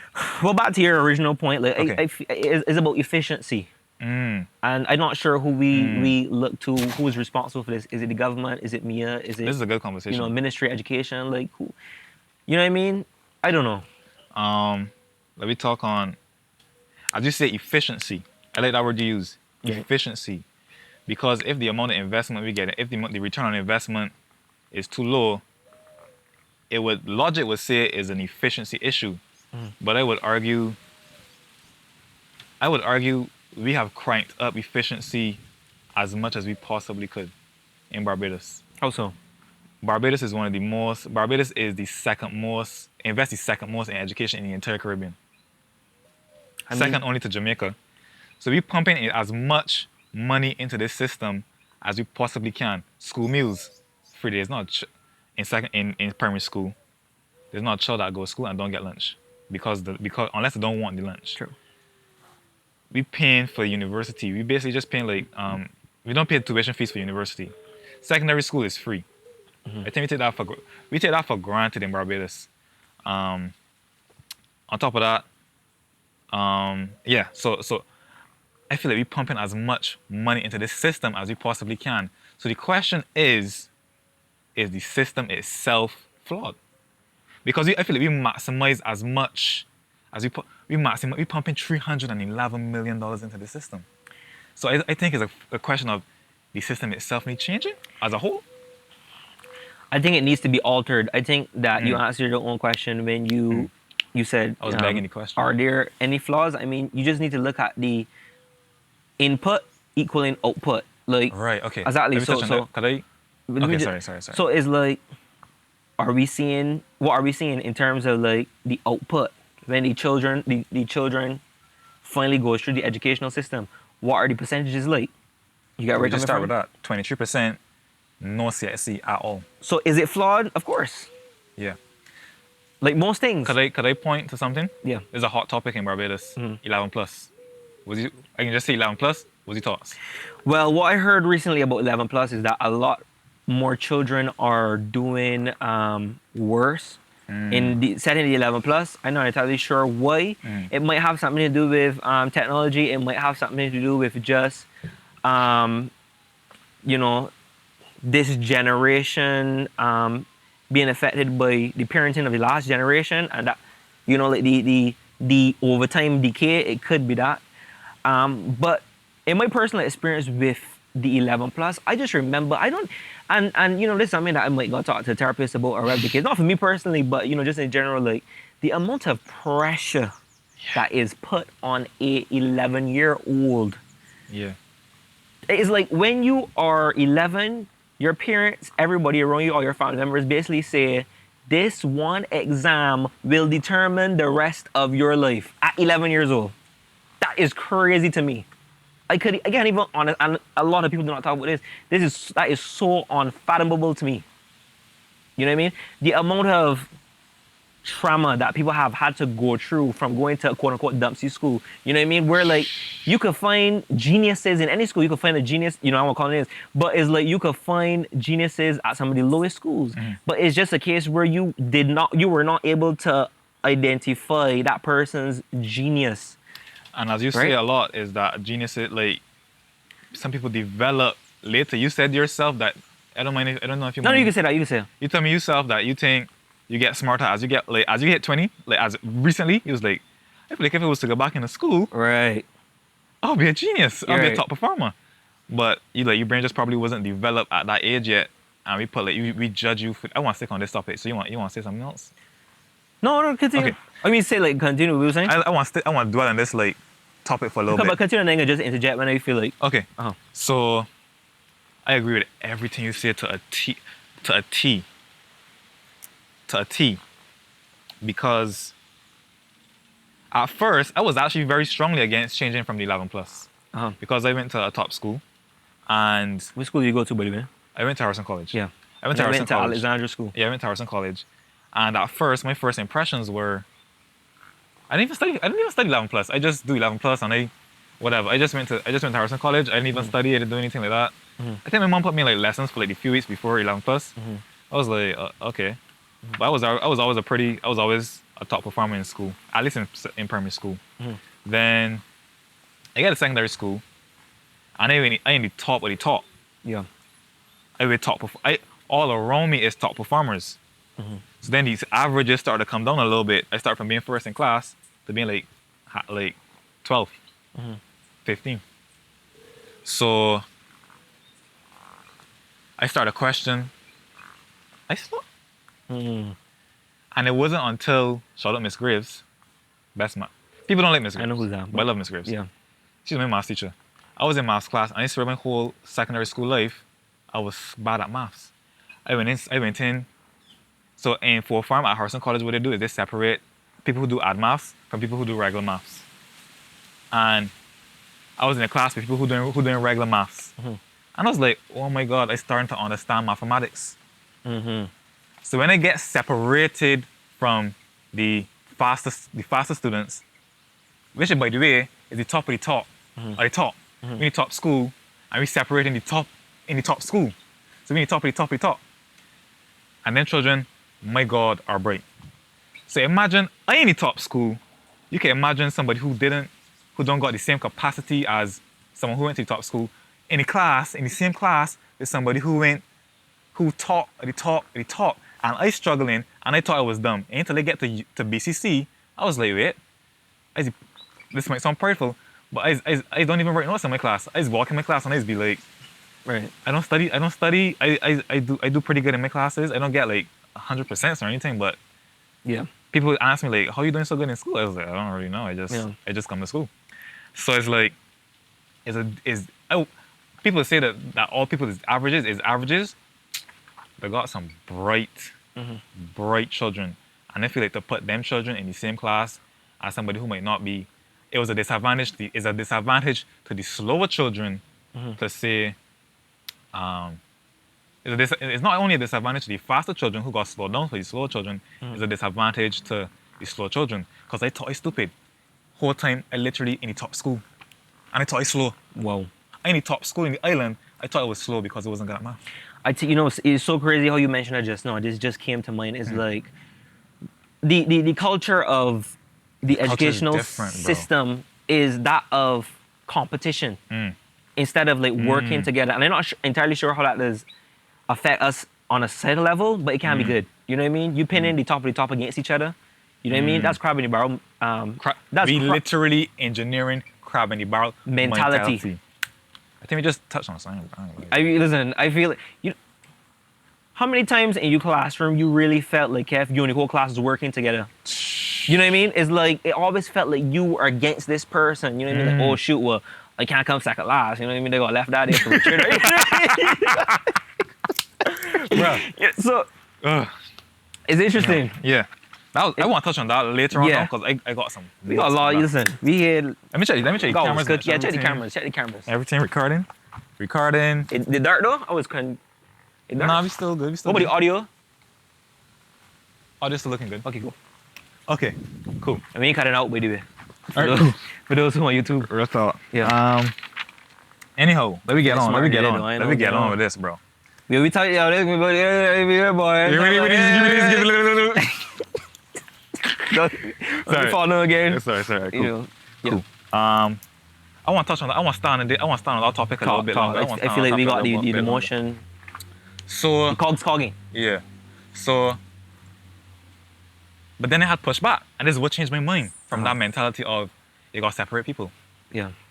I was talking to a teacher, and she had basically said she teaches at the top schools and she teaches at the bottom schools. And the people at the top schools not much better than the people at the bottom schools. But it's a matter of resources. Yeah. Because people at the top schools have parents who can afford to send students to lessons. So richer people, richer families artificially raised the intelligence of their children. Their children are not naturally that smart, but they've pushed them children under, as you were saying, pressure to do well, and they get in secondary school, to get into the good secondary school. Okay, cool. And that's trauma. Trauma. And I don't want to. Okay. We can get back to trauma. Then it had me thinking, this is a system like a flywheel. So if you expand on that for, let me say, 50 years, Uh-huh. or how long we was doing 11 plus, I'm not really sure, but okay. So say your father went to the top school. Went to the top school. I can call names. Went to Harrison College. You know how important it is to go to Harrison College. You know, could teach your child how you get a good job. You could invest in your child's education, and you can now artificially push that child into the top school by pushing them through lessons. Then now, or you can send them to private school, which they will get more time to go to better do the test. And then now, that child grows up, get a good job just because they went to a good school, and then get a good job. And then that person's child went to a top school. That person do the same as that thing. So it's a cycle. So people who went to top schools get good jobs, who could afford to pay for students, could afford to pay for their children to go to a top school. Because it's not a matter of intelligence, but of money. I think it's not a matter of intelligence, but who got the most money to send the children to lessons? A lot of them children at Harrison College, not that bright. I'll say it. I was at school, and 70%, I put that on my bossy, but 70% of them children at Harrison College, I can say QC, top schools, pushing through lessons every Saturday. So you might think a lot of them children smart, them under so much pressure, lessons throughout the week, lessons on a Saturday, I think the lessons. I remember this, shout out the fellow who's teacher at Harrison College, he's a history teacher, a bald head fellow. He's a history teacher too. I went to Dalton Prayers one day. He's the Dalton head captain. I went to Dalton Prayers one day, and he said, "Just study, just revise." And I said, "Well, I don't like going to lessons. Let me try this studying thing." Well, And I studied. profound. I had to do good in my classes, but parents would see bad grades. Oh, shit, we got singing lessons. Brother, you ever try revising? And that's teach children now. That's teach children now not to learn. I learn how I learn by studying myself. By going in my books and reading over my notes. I study. Okay, this is how I do history. This how I learn best, teaching myself history. This how I learn best, teaching myself maths. But if you outsource the teaching to lessons now, you're not smart enough to teach yourself.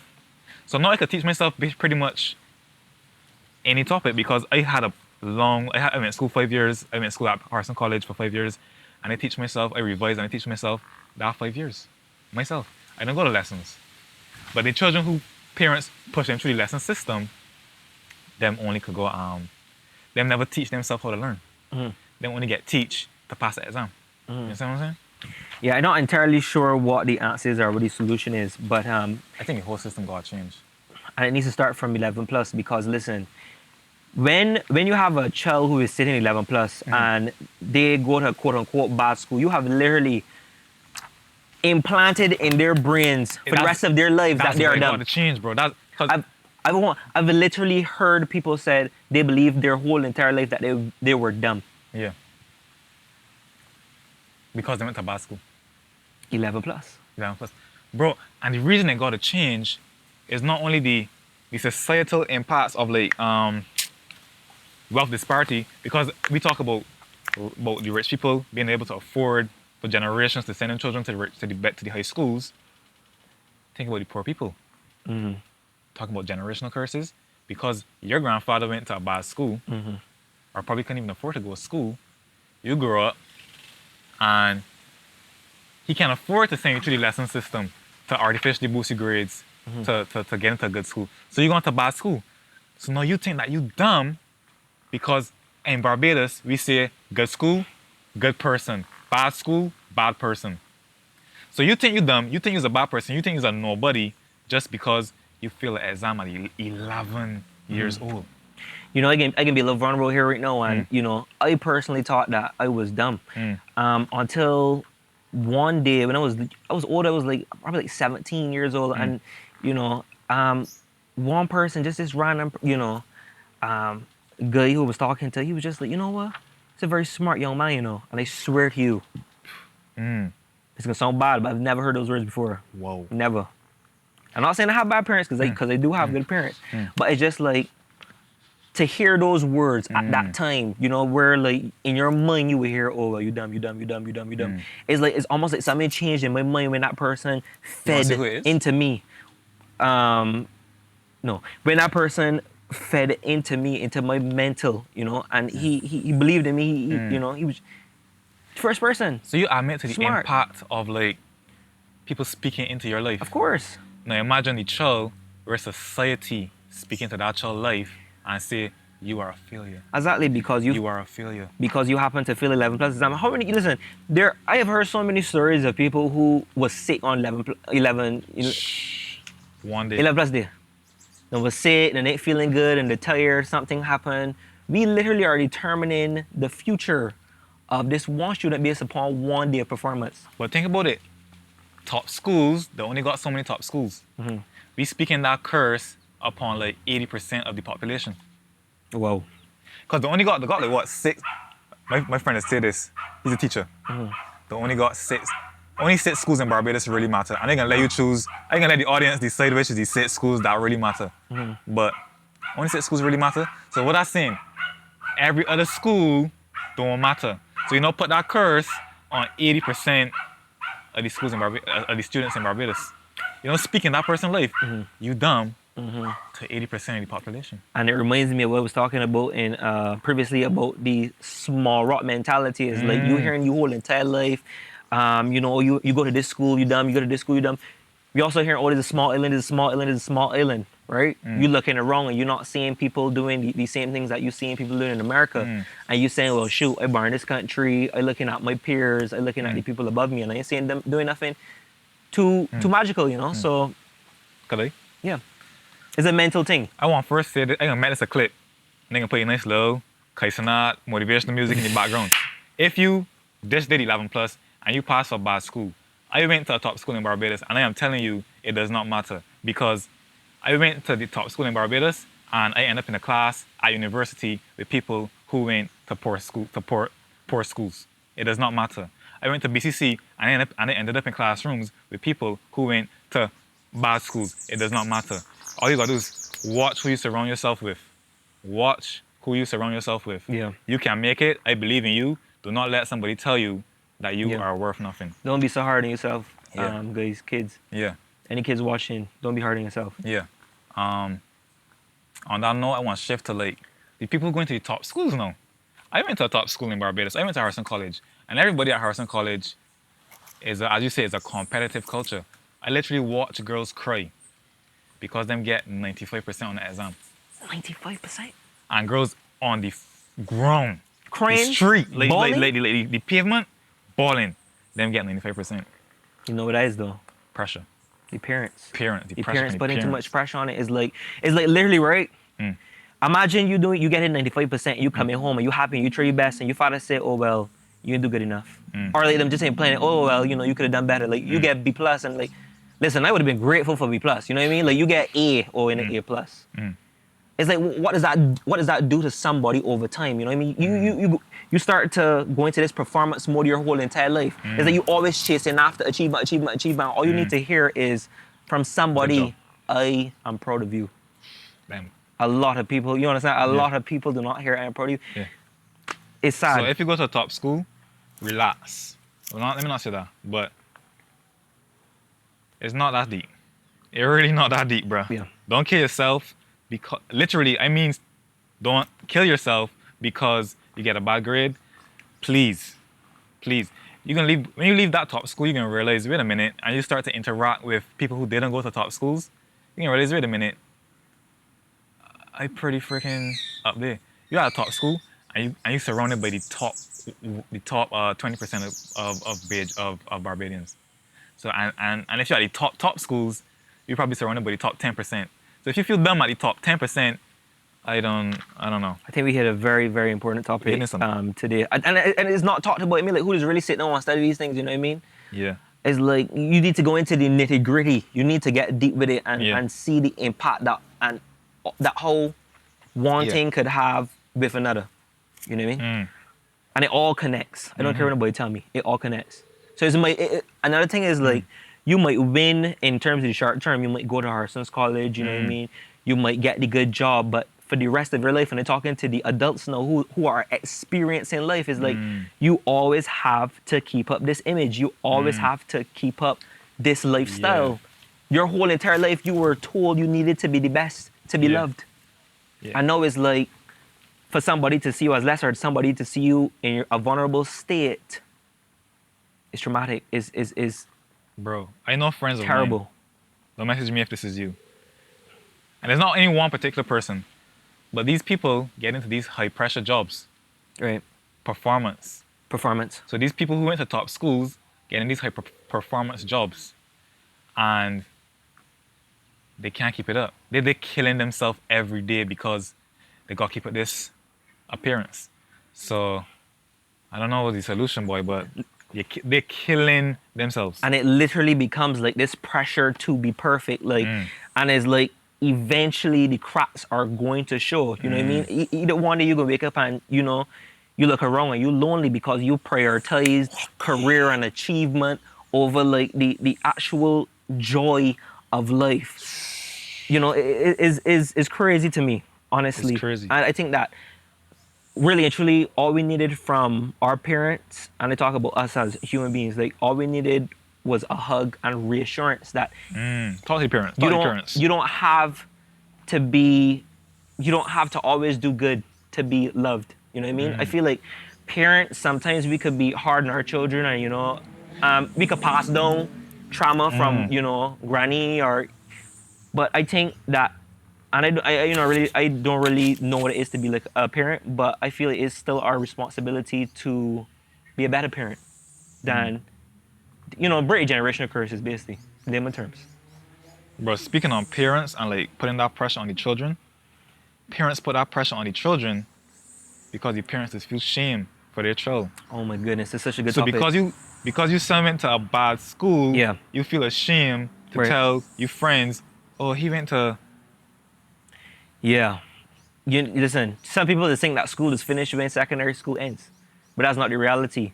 It's still the same school mentality. It's still like, you feel like this peer pressure in a way to like, have the better children, have the better job, have the better lifestyle. Is keeping up with the Jones at the end of the day. Okay, we talked about 11 plus. I want to take a step back. Okay. So we touched on it a little bit, but I want to touch on the inputs. How you mean? I've been hearing from teachers because I have friends that are teachers. Okay. And I talk to teachers because I just graduated BCC. But this ain't too dark, right? This ain't too dark. let me check real quick before we start. Yeah, guys, this is a two-man team. Still look pretty good. I'm gonna up it a little bit. It's a two-man team. I'll be honest with you. Two-man team today. We got our lovely assistant. And your lovely assistant. My lovely assistant, yes. Anyhow, let me touch on the inputs, because I thought the teachers who Yeah.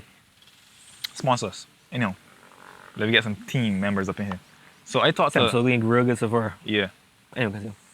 I talked to teachers, Uh-huh. and they're saying the children, this generation of children, just shut them out.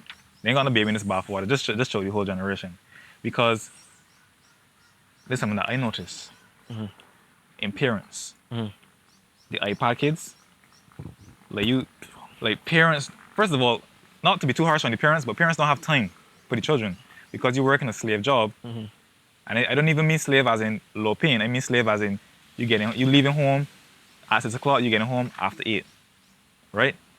And you don't have time to take care of the children. So you're so stressed out. The easiest thing to do is put a tablet in front of the children. So you're seeing like 3-year-olds. If you're a parent, if you have a niece, if you got a nephew, if you got a son, try this. This is my life hack. Try this. Look at each child. Look at them. And it can be a little awkward at first, but just look at them. I do this all the time. Just look at each child. And after a while, they're gonna stare at you a little bit. And you can see them burst into smile. Like these children craving human interaction, bro. These children do not get no human interaction at all. At all. Like they come home, tablet. But if you just look at these children for like more than 10 seconds, but then the joy just come out. The joy is just burst out. Like them craving it, bro. Them craving it. So, like spend some time, like just set aside some time is important to raise it. Not raise, but just like, not raise as in like teach them morals and stuff, but just like spend time. Like it don't gotta be a lesson and everything. Just spend some time. Watch some TV. Talk to each other. This is amazing. You listen, I just thought of something, and I was talking to my mother recently, right, about the difference between when it was her time and when she was younger versus like nowadays with technology and phones and everything. And my mother literally looked at me and told me that when she was younger, if she went outside, there was always something happening. Either people doing skid row, either people playing pitching marbles. They're doing something. The community, and she said, listen. Sometimes you will get home late and the door will get locked on you. You could get sleep with your neighbor. Or sometimes you even sleep in your step. I mean, it's not rough to me. I ain't telling you, I never sleep on a step in my life. Trauma. But like, there was a lot more motivation to find activities. We are human beings. We need Social to connect. interaction. We need physical, social interaction. Don't tell me the foolishness, but phone and Instagram and WhatsApp, we are so close to each other, but at the same time so far. And it's very sad and it's affecting everybody. Yeah. Everybody is in isolation right now. Isolation. And even when you with people, sometimes people be on the phone. We're guilty of this too, but Well, teachers on. But it's like, it's a serious topic, and I can't remember last time I went to like a picnic. I can't remember last time that I went to picnic recently. You know, been recently. Yeah, that was so nice. But how often you was going to picnic compared to when you was younger? When I was young, I used to be going to picnics You know what I at mean? least 3, 4, 5 times. You a don't year. even see kites in the sky no more. I think I got a kite behind me. Not to make your point invalid, but I think I got a kite behind Listen, me. that's a 1 to 200. How many? Okay, what month it is? June? I sure back in the day though, I had kites up in the air to the point where people couldn't even sleep. Like you looking left, right, center, and got kites up in the sky. I remember when I was younger. Father used to carry me kite, different activities. It's not the same. It's not the same anymore for the younger generation. It's tablet, school. Tablet, school. Tablet, school. You're lucky if your mother carry you out. Video games, Tablet, bro. school. You know what I mean? And like the nutrition. Let me just sit on this area for a little bit, but like I'm gonna start rewalking. You may choose the worst things, bro. Anyhow, these children, first of all, them addicted. We started it early in the podcast. A lot of these children addicted to like pornography. I don't want to say pretty, but a lot of them are addicted to pornography.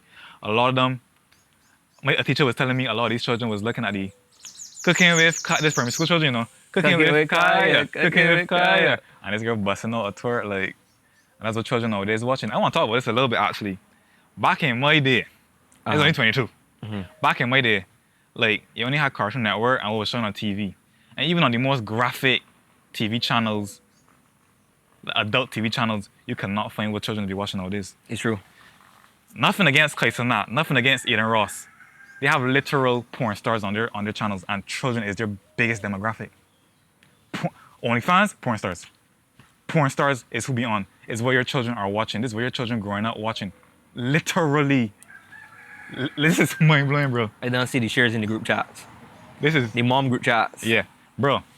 I don't see it. Watch these streamers, bro. Kaisanat, Eden Ross, all them big streamers. On this, I think when I first heard about Kaisanat was when he was talking to Tiana Trump.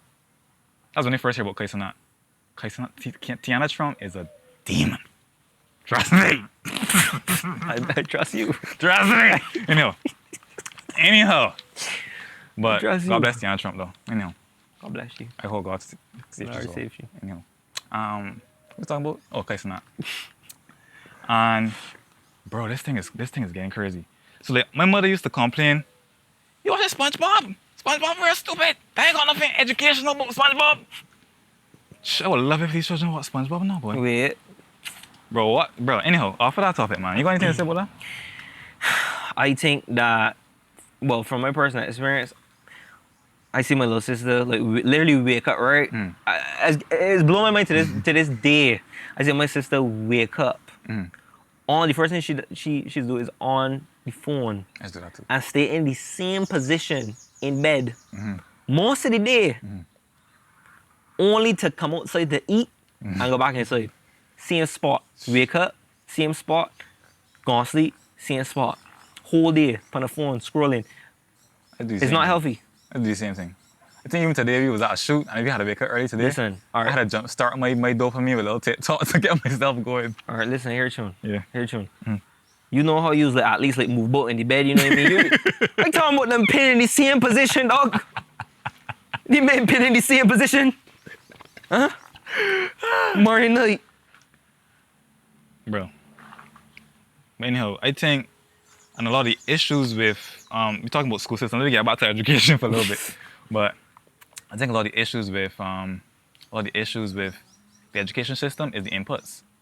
Because it's not fair, back to the same 11 plus, it's not fair to compare a student who get to go home and sit down in the bedroom and do them homework and study to a student who got to go home and 5 devices playing because they're sharing a bedroom with 5 people. That's a real life situation. That's real life things that's happening every day. And the uncle smoking and the brother playing music real loud. As the brother has been playing music real loud, sorry Ethan. But and the brother playing music real loud.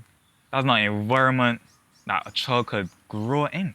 But it's not even like parents don't want to give children better, it's that they can't. So is the question now, is the education system broken? Or is the education system, the inputs that we put into the education system broken? Because the family unit is broken. Literally. We got a lot of single moms out here. The family unit itself is broken, so a lot of the inputs that the child getting from home is bad inputs.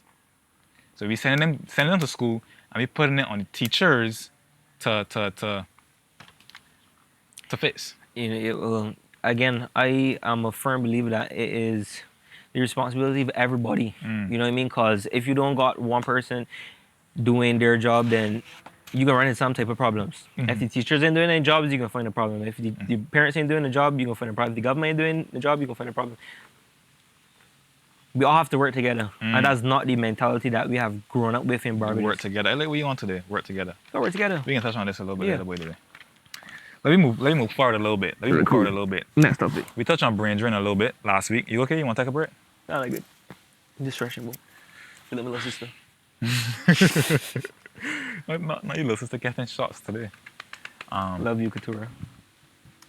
Mama, love. Anyhow, brain rot. She's watching my TikToks. She's watching TikToks. Yeah. I think I see Ethan watching TikToks too, but he didn't tell me. He's just in isolation, that's all. Love you. She's watching. See, I like it. I follow it. I like it. Well, you better. Anyhow, let me move on to the university students. Because the issue with university students now is, I never went UE, so I feel like this would be a better topic for you. yeah, I went UB, but I didn't finish UB. Okay. That's another topic. A lot of people that go UB don't get to finish UB. But I don't want to touch on that right now. Let me talk about how. Well, actually, hold on. I want to ask you a question Okay. because this is something that obviously I didn't go to UE, UB. but And by the way, UB is University of the West Indies. yeah, UWA. UWA. I hear a lot about students who struggle with severe depression and severe stress because of all these exams and these deadlines and pressure, as we was talking about before, is like, Brother, help me to understand brother, this state of mind. it never depressed me. It never depressed me. But it's a culture. Like, it's almost, not, I don't want to say it's cool. I know, like, they want to be depressed. But it's like, almost like, was that finals? Time to be depressed. Like, it's like, almost like you expect to be depressed around a certain time of year. And I don't even know how to even approach that conversation. That's the truth for you. I don't even know where this, I ain't had time to think about it. You just hit me with that question. You got to ponder on it a little I more. got to ponder on that a little more. I don't You even gotta know how ponder to a touch little on that topic right now. But them to be depressed though. But It's- yeah. But I feel depression is more than just. I feel depression is. I hope the mic's not play that too much, but Yeah. I feel depression is more than just Yeah. school. It's true. So that's deep. I feel like I feel like one of my goals for the podcast is whenever we speak about a topic, Well, that we no, got some yeah. actual Yeah. Well, you saying to, nuance Yeah. and depth to it. You mean not just repeating what everybody else is saying, but then be depressed though. That's the truth. Yeah. Anyhow. You want to keep on, you got any more topics? You want to keep on, because I want to keep on university for a little bit. okay, cool. Are you got a topic you want to talk about? Yeah, I got a topic, but if you want to take on, you Let me finish stick on yours. you That's for the a last one, or? That's the last one before we get to the good ones. Oh, the good ones. So we get the good ones yet? Nah. Okay, cool. All right, cool. Okay. So back on UB.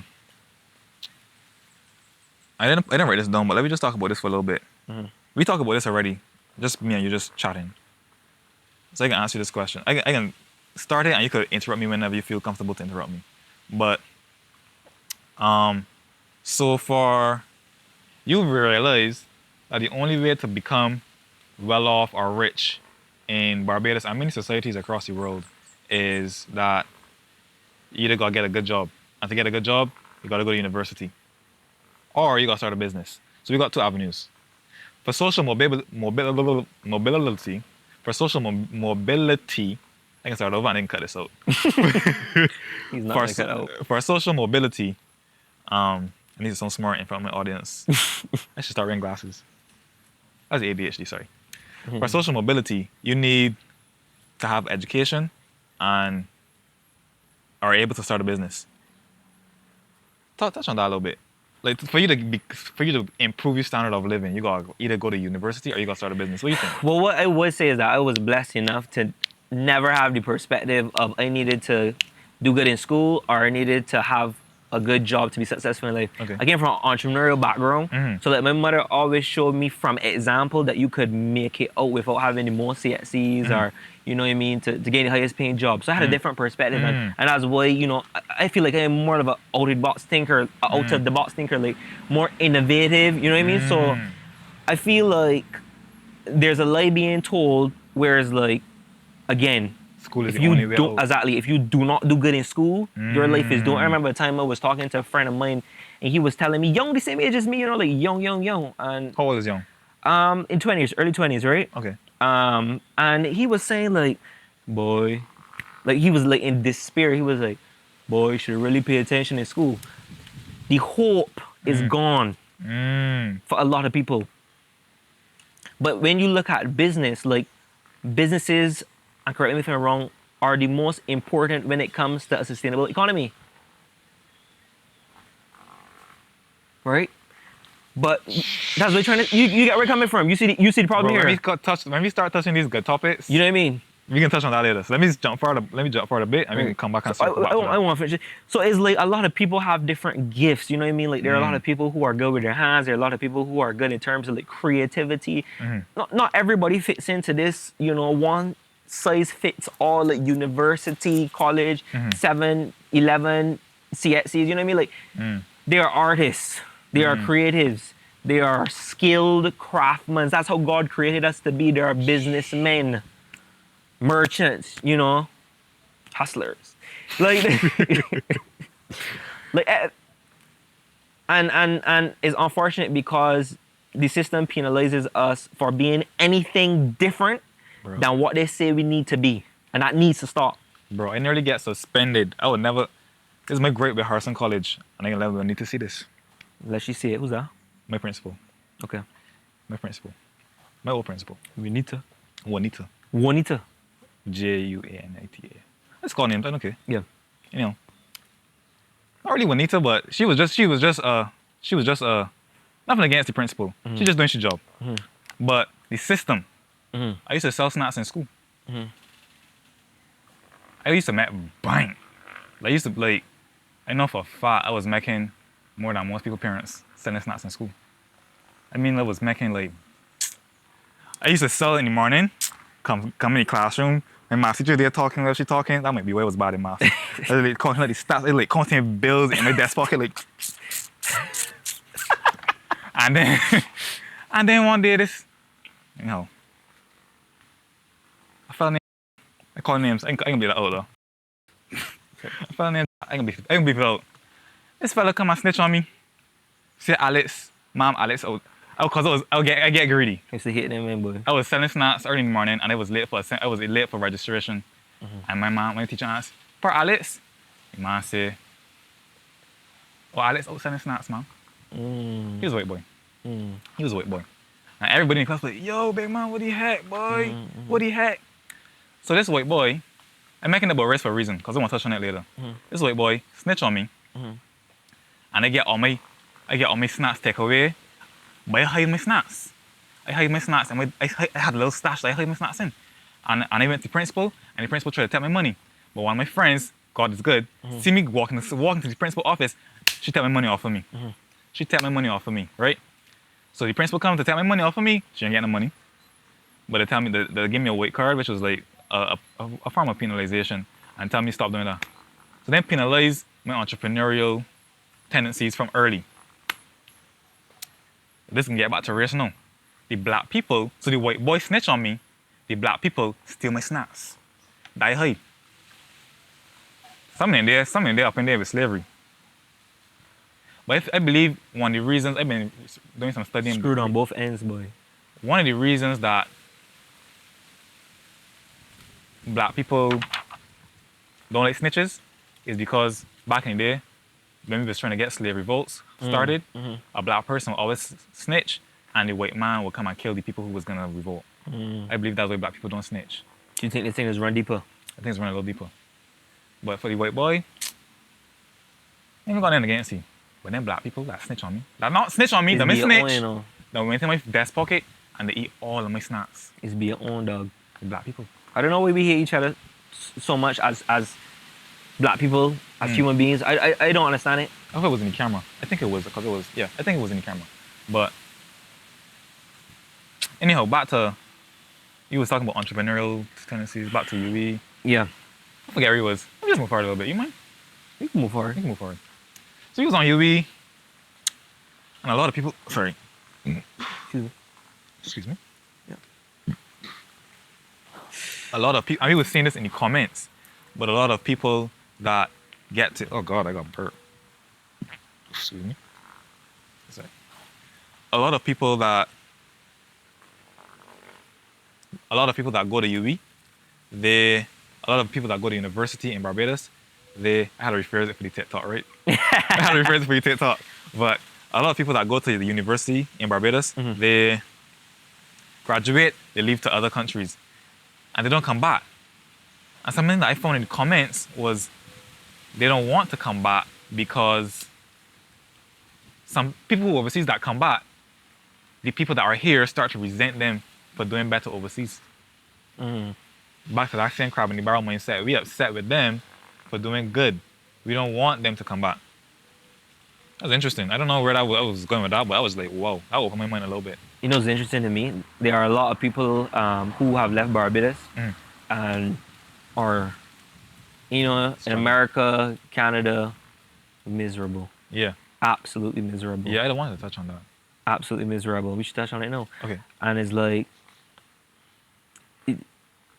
it's like the pressure. Mm. It's like you know that you won't come back to you. You know what I mean? Mhm. You gem, Mhm. People think Barbados. Caribbean gem. People think Barbados terrible. But it's like you don't want nobody to say wait and come back to Barbados. Well, they must see you do good overseas. Whole time is just a case of part you miss Barbadian culture. You miss that familiarity. I say that wrong?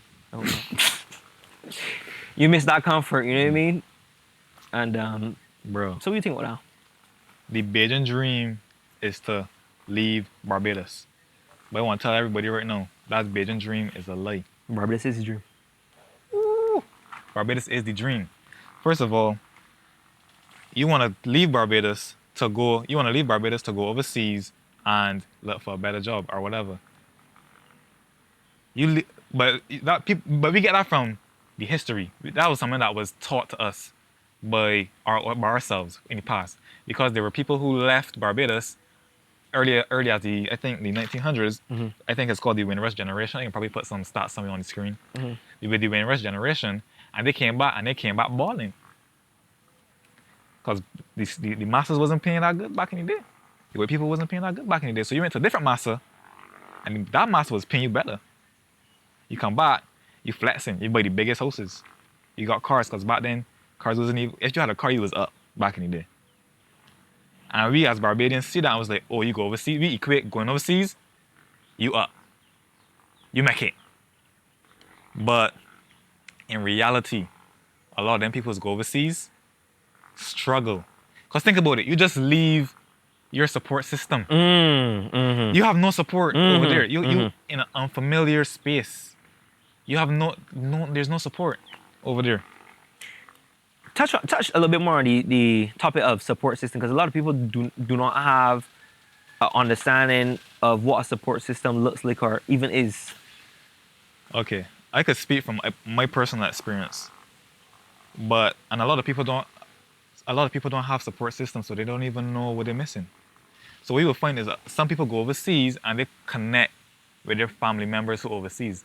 But if you think you can just up and leave Barbados and go overseas by yourself and you think it's gonna be sweet, it ain't gonna be sweet, just so. Not off the bat, just so. Because one, people racist. People think Barbados racism is American racism. American racism is a different breed. American racism, Canada racism, European racism is a different level of racism. We live in Barbados and we walk down the street and we won't see a white person for like the whole day, maybe, unless it's a tourist. But in other countries, even like in Caribbean countries, it's a lot more diverse. So we in Barbados, we got like a unique perspectives. Like we got racism, but racism is not American racism. I think me and Barbados really underestimate racism a little bit. And we think Barbados terrible, and we think American sweet. America is not that sweet, bro. Canada is not that sweet. When it comes to racism. So you plug into a more racist society that don't even Want you. I can say it. They don't even really want you like that. They don't want you. Even if the government tell you come, the people that you meet on the street don't want you. So that's one part of it. So it's a societal support system. Two the second thing is family and friends. But we live in an isolation. I mean nowadays, this is more so nowadays. We live in a more isolation society now. Yeah. So we don't even study how your mother coming and cooking for you every evening is support. People think like generational wealth is like your mother give you a business or your father give you like a house. Generational wealth is like your parents paying for you to go to school. Your parents paying for you to catch the bus to go to university. That's generational wealth. Like your parents putting forward for you to do better than them. That's generational wealth. And for you to cut, and it don't go necessarily be a house or like a business or a car or something like that, but support could come in different ways. Sometimes support could be just a meal. Like God bless my grandmother, like I just get a meal from my grandmother every Sunday. God bless my girlfriend's mom. She gives me a meal every Sunday. God bless like, all the grandmothers. God bless all the grandmothers. I love grandmothers. But support could come in just a meal. Like, you don't like it's different when you gotta look for every meal by yourself. It's different. It's different. Is this very I'm starting to see a trend where it's like nobody want to help. Everybody want to do this. I was like that You know what I mean? Everybody want to do this life by themselves. on their own, and it's pretty. You don't want to rely on anybody, which I understand because you know you could have been disappointed a lot of times in the past. But you know you can run into problems. Need people. You need people. You You need human beings, people, but people that you could trust yeah. and count on, and you know, But that's a Good rare friends. thing to find. good friends, Yeah. I mean, yeah. Good Yeah. parents. Good friends. good parents. So, anyhow, let's talk about you a little bit, and we talk about the brain journal a little bit, and we can start again to the good topics now. A lot of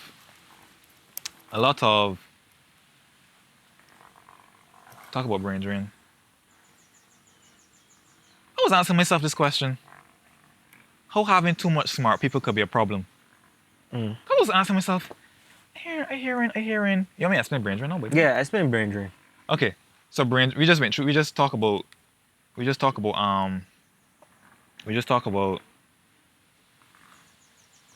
people who get to the get to UE. If you get to UE, you basically finish the educational system, right?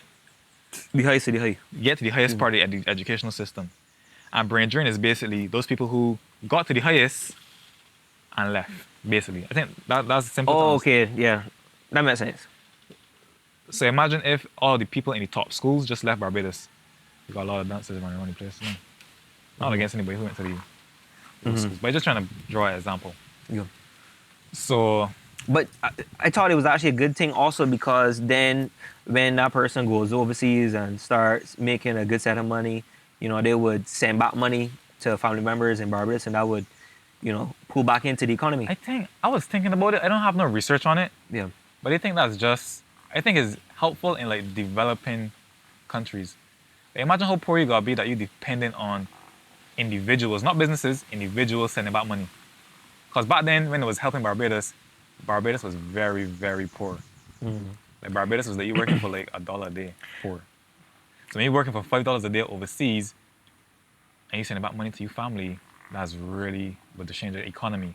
But as a country develops, I don't think that's a sustainable way to go forward. But that's just me. Yeah. I ain't doing no research. I ain't read it nowhere. That's just way thinking. But Well, by all means, I am not the top Economist. 10% who left Barbados. we still here. You know what I mean? Causing brain drain. But if I had to try to step into the shoes of somebody who, you know, was in the top percent, I think that people are looking for the best life possible. And, you know, you're looking to create a future, further career. And if Barbados looks like if it has No limits opportunities. on it, right? Or like, you know what I mean? It's not supporting these people enough. So we're getting to the good part. We're getting to the You know good what I part. mean? It's like it's just reality. Like nobody is going to, especially young people being very selfish. You know, I can be very selfish sometimes as a young person. It's like we don't care. You know what I mean? Enough to say, oh, you can stand in Barbados because it's suffering from brain drain. I don't care. I don't care. You going to benefit yourself. Yep. You get where I'm coming from. Yeah. And a lot of people is judge you for being selfish, a lot of things, but I kind of understand it. I mean, I understand it. You know, I live it. I want my best life. Exactly. And there's nothing to get. So we got to talk to Barbados as a whole. Like, people, the reasons that people are not staying is one, lack of opportunities. Two, I start talking like I had two options, but I don't. I read it on a comment, but I can't remember what it said. So now I look a little stupid. But let me tackle the lack of opportunities. Back to what I was saying. I was thinking, how having is a problem where people go to university and they don't got enough jobs. They finish university, can't get a job. You can't get a job. People who finish university You don't spend 4 years. can't get a job. You can't get a high paying job. You can't get a job without using your degree. That's crazy. So now it's like, so I was asking myself, how we fix this issue? And I was like, so we got too much smart people. So that's my brain. That's what my brain told me. Okay, Alex, you got too much smart people. I was like, That's a problem. I said, I asked myself, well, having too much smart people could be a problem. This is where Barbados fall. We can get deep now. We can get deep. How could having too much smart people be a problem? Too much skilled people be a problem? We don't got enough jobs for the skilled laborers that we have. And then I asked myself, I say, wait, the nation, because I apply at, we applied. Well, I applied. We applied at Nation. We applied at CBC. We applied at Barbados Today. We applied, or at least me. We applied at all the media companies on the island. And we didn't get a call back. If you check my resume start to the high heavens. I work for people, I'm so serious. I believe you. I'm so serious. My resume start to the high heavens. I work for international companies. I work for up-and-coming YouTubers. I got a diverse portfolio. Bro. You okay? I want to mess with the audio. You cut out. My resume start, right? And I didn't get the job. And I said, well, okay. We start with your own thing. And I got a strong feeling. This podcast, do better than a lot of media in Barbados. I see the Nation do a podcast. If you should talk about it, are you going to cut this out? Why not? I see the Nation start a podcast, and it basically in the same vein as ours. I could guarantee you, them can't touch me. Them can't touch me. Nothing against them, but them don't even recognize talent. When them see, that's when it hit me. They can't recognize talent. Like they don't, like the people that are in power don't know how to recognize. You getting tired? No, a little bit. But let me wrap up soon. People that are in power can't recognize talent. The people that are in management don't even know what to do with talent. If talent slap them across their face, they don't even know what to do with it. And I say, how is that even possible? What? How is that even possible? How is that even possible? Even like, how that even?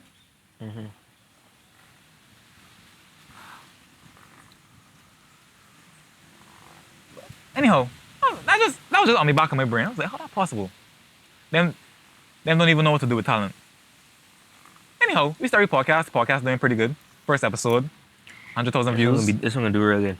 On one video, on one clip alone. This one gonna do real hot good. too. This one gonna do real good. And it hit me. We start our own thing. We innovate. That's an initiative. We take initiative. University of the West Indies produces the best behaved slaves. We never break off the chains from slavery. We break off the physical chains. Back to the topic in the beginning, we break off the physical chains, but we never break off the mental chains and the spiritual chains. So we pushing slaves through the education system, and all we getting at the end of it is smarter slaves. So we can't innovate because we still got the mind of a slave. This is getting deeper now. This is getting deeper. So why a lot of Bajans want to go back overseas? Why a lot of Bajans want to go back to America to work? They want to go to the UK to work. They want to go to Canada to work. Is because them still need massa. They need somebody to tell them what to do. Think about it.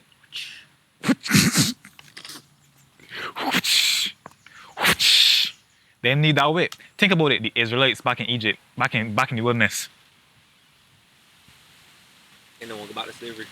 Then was like, Moses, you bring me out here to death? Moses, you bring me into the wilderness to death? Send me back to Egypt. And look what we got today. I want to go overseas. I want to go to America. I dreaming to go to America. I want to go and work for the white man. I want to go and work for my son again. I want to go back to my son. Master, take me back. Master, take me back. Brother. Brother, we still in slavery, bro. We mind still in slavery. We mind still locked up in them chains, brother. This thing deep, deep. It deep. This thing runs so deep. But there's hope. The minute I hope. They got hope this time. Right. So they got hope this time. Barbados, we lacking vision. Barbados could lead the entire world tomorrow. Somebody comment this on the channel, and I love this quote. I feel he's a Jamaican because Jamaicans has got some hard ass quotes. Small hinges swing big doors. Jamaica leads the world in sports and athletics. Them's a small little country. Jamaica. Little Jamaica. Barbados could lead the world tomorrow. All we gotta do is take off the chains. This is run deep. I ain't even done. We're not starting. This is run deep. But you know what we can't lead? A slave can never lead. How we could be so smart and we don't know what to do? We can't be smart. We can't lead because we're still slaves. A slave can never lead. Think about it. Back in the Israelites with Moses. Moses was an Israelite, but he was not a slave. Think about it. Moses grew up in Pharaoh courts. Moses don't grow up with the whoosh, whoosh. Moses didn't have that whip in his back. So a slave cannot lead a slave. A slave can never lead. So we're Barbados, and there's the opportunity now. And this we're calling the government now. Or somebody to like innovate. Back to what we talk about innovate. Innovation. We need innovation. We need somebody to lead us who, this is gonna sound controversial, hot take time. I think Barbados need a white prime minister. What do you think? But no. You gotta get out of this black and white mentality. You gotta get out of the black and white mentality. A white man, because a white Barbadian then grew up with the same mental conditions as a black person. So he's still a Barbadian. Moses was still an Israelite, but he didn't grow up in slavery. A white person who grew up in Barbados, still a Bajan, but them grew up with the mental chains that them had. So we need somebody who could step up and lead, not from a slave, not from fear. So it's not about skin color, it's about It's deeper than that. it's upbringing. We need to get out of this skin color talk, brother. We can talk about it a lot on the podcast, like racism and stuff like that. But we need to get out of this skin color thing. We need somebody. We need minds. We need to get into minds. It's not like a 1L voice. People know, boy. We need to get into minds, bro. So a white person we need a white person or somebody, just anybody who could lead that don't got the chains on them head. So that's one. That's deep. I started to understand it now. So it's basically like, as you're saying, a slave cannot lead. A slave can never lead anything. So we need to find somebody who's not a slave to lead. To lead. Nothing against me and Motley. So you don't lead. What we doing? You lead it. We leading. Like and subscribe. Like and subscribe. I think that's it. Huh? Okay.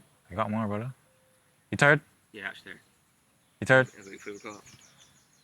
Alright, let me finish this up. Let me finish up. So we touch on education, we touch on slavery. I think we could, let me see.